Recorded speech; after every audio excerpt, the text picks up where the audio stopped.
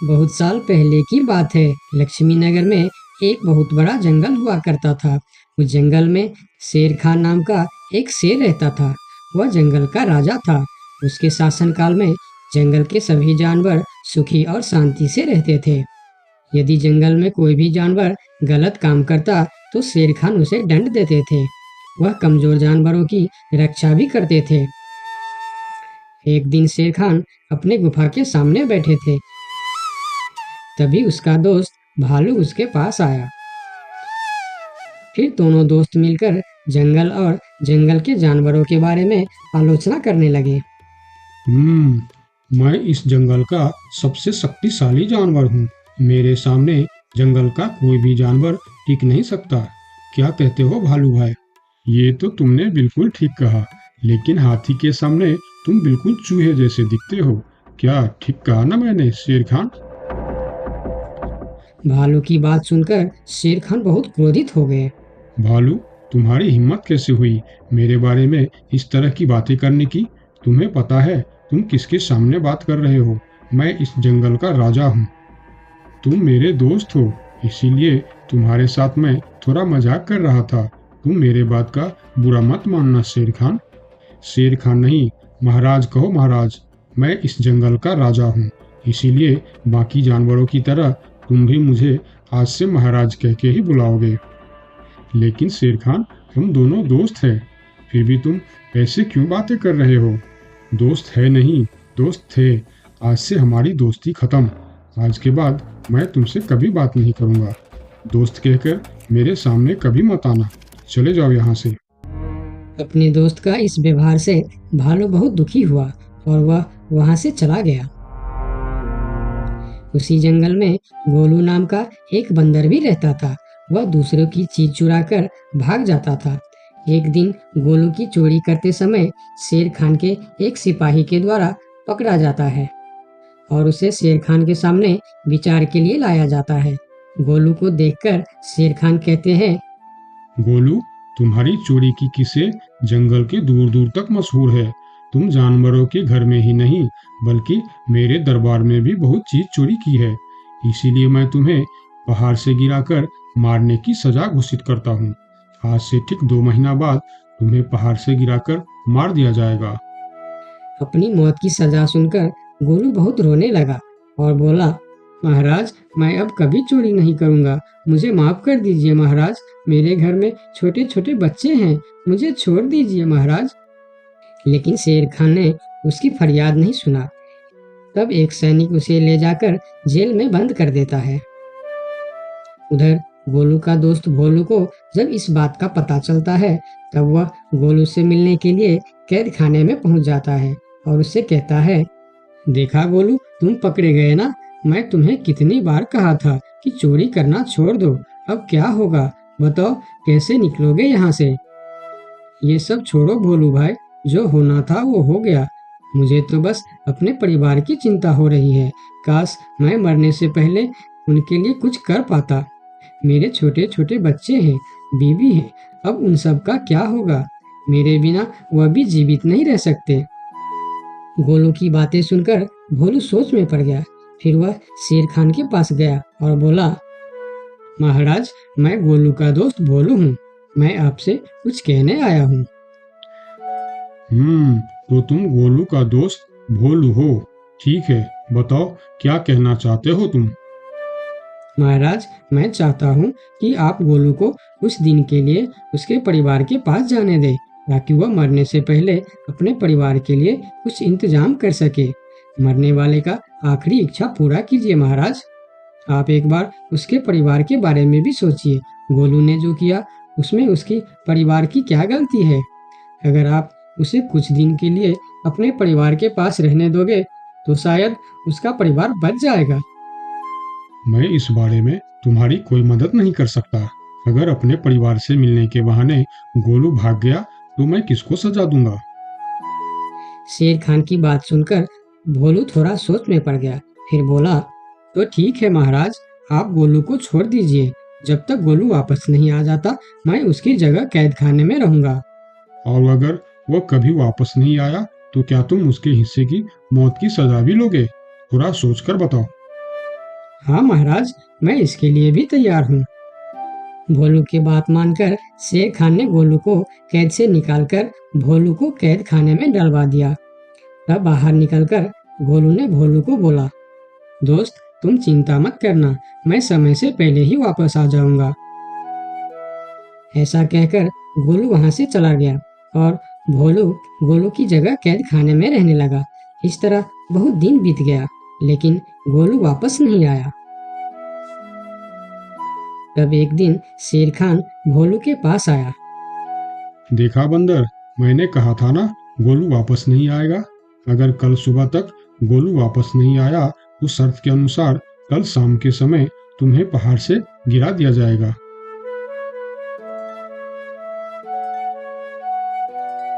अगले दिन भी जब गोलू वापस नहीं आया, तब शेर खान और उनके सैनिक भोलू को लेकर पहाड़ के किनारे पर गए।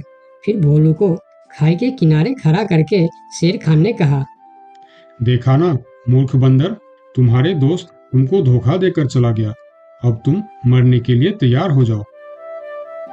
लेकिन इस बार भी गोलू नहीं डरा और बोला, कोई बात नहीं महाराज, मैं अपने दोस्त के लिए मरने के लिए भी तैयार हूँ। मैं यह जानकर बहुत खुश हूँ कि मेरा दोस्त अपने परिवार के साथ खुश है। मेरे आगे पीछे और कोई नहीं है, मैं तैयार हूँ महाराज। शेर खान और भोलू के बीच बातचीत चल ही रही थी कि तभी थोड़ी दूर पर गोलू उनके और आता हुआ दिखाई दिया। फिर पास आकर उसने बोला, तुम्हें ऐसा करने की कोई जरूरत नहीं है दोस्त। तुमने मेरे लिए जो किया उसके लिए तुम्हारा बहुत बहुत शुक्रिया। अब मैं अपनी सजा पूरी करने के लिए तैयार हूँ। महाराज छोड़ दीजिए मेरे दोस्त को। गोलू, तुम्हें वापस आने की क्या जरूरत थी? मैं यह सजा ले लेता था। तुम्हारे घर में छोटे छोटे बच्चे हैं, बीवी है, उनका क्या होगा? मेरे परिवार में मेरे अलावा और कोई नहीं है, इसीलिए यदि मैं मर भी जाऊं तो मेरे लिए किसी को कोई दुख नहीं होगी। तुम यहाँ से चले जाओ। नहीं दोस्त, गलती मैंने की है, इसीलिए सजा भी मुझे ही मिलनी चाहिए। उन दोनों की दोस्ती को देखकर शेर खान सोचने लगे, ये दोनों अपने दोस्ती के खातिर एक दूसरे के लिए जान देने के लिए तैयार है, और मैं एक छोटी सी बात के लिए अपने सबसे अच्छे मित्र भालू से दोस्ती तोड़ दी। यह मैंने बहुत बड़ा गलती कर दी। मुझे इसका प्रायश्चित करना ही होगा। किसी को मरने की कोई जरूरत नहीं है। तुम दोनों की दोस्ती देखकर मैं गोलू की सजा माफ करता हूँ। और याद रखना गोलू, अगर तुमने फिर से चोरी की तो अगली बार मैं तुम्हारी सजा माफ नहीं कर पाऊंगा। नहीं नहीं महाराज, आज के बाद मैं फिर कभी ऐसा गलती नहीं करूंगा। आज से मैं ईमानदारी से मेहनत करके अपना परिवार चलाऊंगा। आपका बहुत बहुत धन्यवाद महाराज। ठीक है, अब तुम लोग यहाँ से जा सकते हो। उनके जाने के बाद शेर खान सीधा अपने दोस्त भालू के पास गया। भालू मेरा दोस्त, मैं यहाँ तुमसे माफी मांगने के लिए आया हूँ। मैंने जो उस दिन तुम्हारे साथ व्यवहार किया वह बहुत गलत था। मैं बहुत शर्मिंदा हूँ। मुझे माफ कर दो मेरे दोस्त। लेकिन महाराज, आपने तो कहा था। महाराज नहीं, शेर खान बोलो, शेर खान। आज से तुम मुझे महाराज नहीं, शेर खान ही बुलाओगे, क्योंकि दोस्त एक दूसरे के नाम लेकर ही बुलाते हैं। आज से तुम मेरे सबसे अच्छे दोस्त हो। गोलू और भोलू की दोस्ती देखकर शेर खान को अपनी गलती का एहसास हुआ और उसने भालू से माफी मांगी और दोनों फिर से दोस्त बन गए। तो दोस्तों, इस कहानी से हमें यह सीख मिलता है कि कभी-कभी दूसरे के अच्छाइयों को देखकर भी हम अच्छा बन जाते हैं। इसीलिए हमें हमेशा अच्छे लोगों के साथ ही दोस्ती रखनी चाहिए और अच्छे-अच्छे काम भी करनी चाहिए। आपका बहुत-बहुत धन्यवाद। एक समय की बात है, लक्ष्मी नगर में एक बड़ा जंगल था। उस जंगल में सोनू नाम का एक हिरन रहता था, जिसे जंगल में रहते हुए काफी साल हो गया था। सोनू का इस दुनिया में कोई नहीं था। कुछ महीने पहले ही उसका माँ बाबा गुजर गए थे।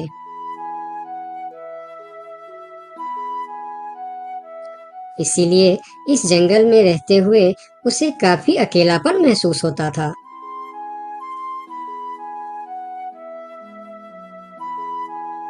कितना बड़ा जंगल है हमारा, लेकिन फिर भी एक अजीब सा अकेलापन महसूस होता है। काश मेरा भी कोई दोस्त होता तो कितना अच्छा होता। तभी वहां से एक तेंदुआ और सियार गुजर रहे थे। सोनू को अकेला देखकर दोनों उसके पास आए और बोलता है, अकेले अकेले क्या कर रहे हो? हमसे दोस्ती कर लो, हम है ना तुम्हारे साथ रहने के लिए।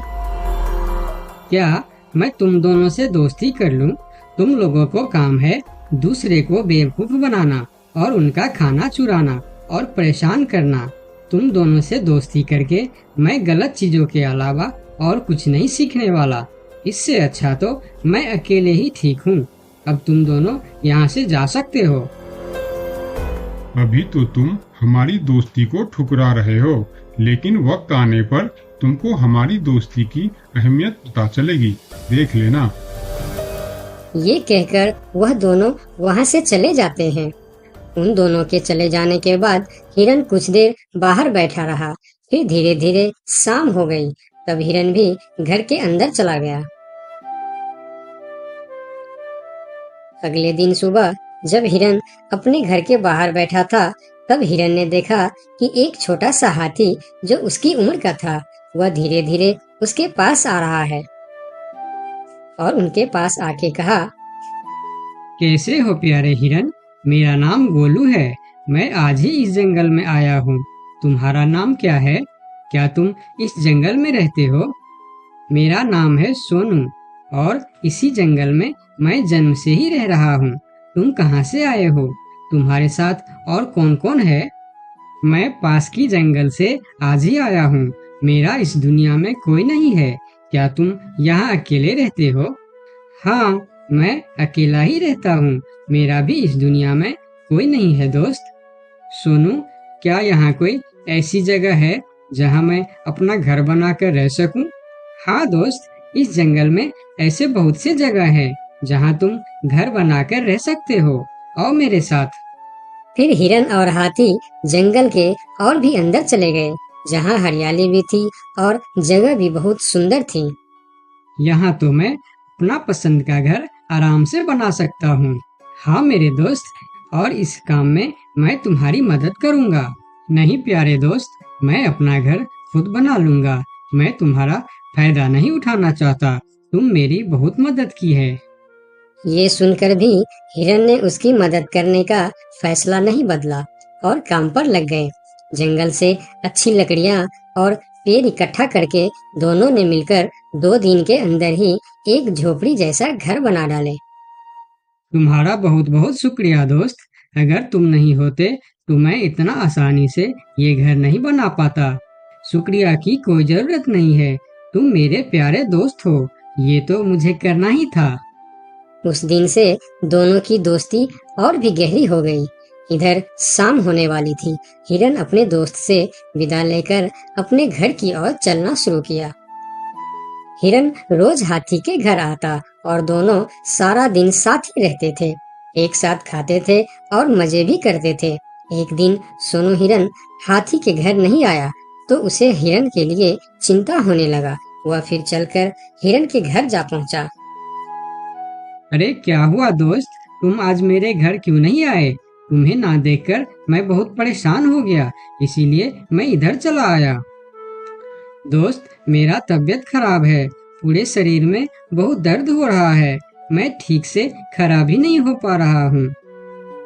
हाथी आगे आया और हिरन के शरीर को छू कर देखा कि हिरन को तो बहुत तेज बुखार चढ़ा है। दोस्त, तुम्हें तो बहुत तेज बुखार है, लेकिन ये सब अचानक कैसे हो गया? ये कहकर हाथी ने थोड़ा देर सोचा और बोला, मैं अभी आता हूँ। तुम बिल्कुल चिंता मत करना, तुम ठीक हो जाओगे। इतना कहकर हाथी वहां से चला गया और सोनू हिरन उसका इंतजार करने लगा। लेकिन कई घंटे गुजर जाने के बाद भी हाथी नहीं लौटा। हिरन निराश होकर बैठा रहा। थोड़ी देर बाद वही तेंदुआ और सियार उसके पास आ गए और कहने लगे, सोनू हिरन, तुम्हारी तबीयत का पता चला तो हमें बहुत दुख हुआ। ये देखो, हम तुम्हारे लिए खाना भी लेकर आए हैं। उन्होंने कुछ फल हिरन के सामने रख दिए और फिर उसको खाने के लिए कहते हैं। तुम लोगों का बहुत बहुत शुक्रिया, मुझे बहुत भूख लगी थी। अरे हिरन भाई, इस समय तुम्हारा तबीयत खराब है और वह तुम्हारा दोस्त कहाँ है जो हमेशा तुमसे चिपका रहता है? पता नहीं कहाँ गया है। सुबह एक बार आया था, उसके बाद अभी तक लौटा नहीं। हाँ, उसने सोचा होगा कि तुम्हारी बीमारी में सेवा करनी पड़ेगी, इससे अच्छा तो हम भाग ही जाते हैं, इसलिए वह गायब हो गया। अच्छा दोस्ती निभाया उसने। नहीं नहीं, ऐसा नहीं हो सकता, वह मेरा बहुत अच्छा दोस्त है। ऐसा ही हुआ है। हमने कहा था ना कि वक्त आने पर हमारी दोस्ती की अहमियत समझेगी। यही वह समय है। उनकी बात सुनकर सोनू हिरन को बहुत दुख हुआ। फिर वह वहां से चला गया। धीरे धीरे शाम हो गई, लेकिन हाथी का कोई अता पता नहीं था। हिरन के तबीयत में भी कोई सुधार नहीं हुआ। अगले सुबह फिर से वह दोनों हिरन के घर पर आए। आज भी दोनों ने हिरन के लिए कुछ फल लेकर आए थे। हिरन बहुत खुश होकर खाने लगा। उसे अपने आप पर शर्म आ रहा था कि जिन जानवरों को वह बुरा भला कह रहा था, आज मुसीबत में वही उसके काम आ रहे हैं। वह हर बार उनका शुक्रिया कर रहा था और माफी भी मांग रहा था। फिर थोड़ी देर बात करके दोनों वहां से चले गए। कब तक हम इनकी नौकरी करते रहेंगे? अब अपने योजना को अंजाम देने का समय आ गया है, नहीं तो बहुत देर हो जाएगा।